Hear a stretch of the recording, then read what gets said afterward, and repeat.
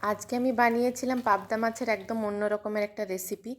এই রেসিপিটা একবার অবশ্যই বাড়িতে বানিয়ে দেখবেন, খেতে কিন্তু অসাধারণ হয়। গরম ভাতের সাথে কিন্তু এই পাবদা মাছের রেসিপিটা যদি থাকে তাহলে কিন্তু আর কোনো কিছুর প্রয়োজন হবে না।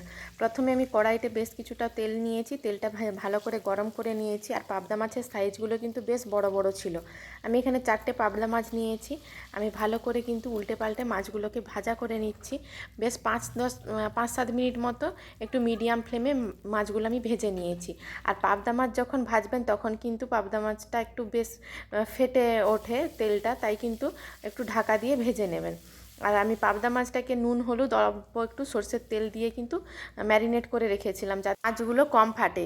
ওই তেলের মধ্যে দিয়ে দিয়েছি পেঁয়াজ বাটা, 2টো কাঁচা লঙ্কা, অল্প একটু টমেটো কুচি, আর দিয়ে দিচ্ছি পরিমাণ মতো নুন। দিয়ে সব ভালো করে মশলাগুলো কষিয়ে নিতে হবে। আর দিয়ে দিলাম লাল লঙ্কার গুঁড়ো, পরিমাণ মতো হলুদ গুঁড়ো। দিয়ে আবারও ভালো করে মশলাগুলো কষানো হয়ে গেলে দিয়ে দিচ্ছি পোস্ত বাটা। পোস্ত বাটাটা দিয়েও খুব ভালোভাবে কষিয়ে নিতে হবে।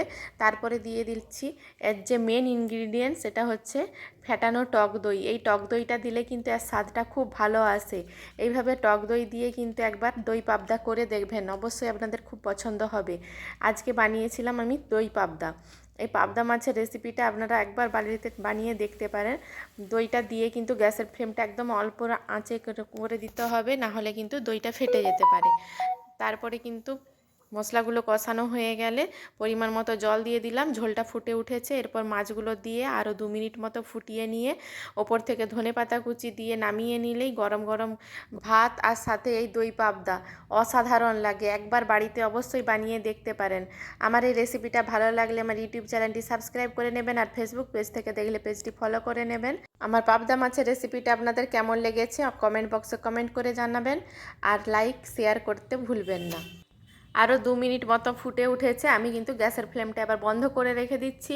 তারপর দেখুন 5 মিনিট মতো ঢাকা দিয়ে রাখার পরে মাছগুলো কতটা দেখতে সুন্দর এসে, কালারটাও যতটা সুন্দর এসেছিল, খেতেও কিন্তু দারুণ হয়েছিল। আজকের মতো রেসিপিটা এখানেই শেষ করলাম। সবাই ভালো থাকবেন, সুস্থ থাকবেন। দেখা হচ্ছে আবার নতুন একটি রেসিপি নিয়ে।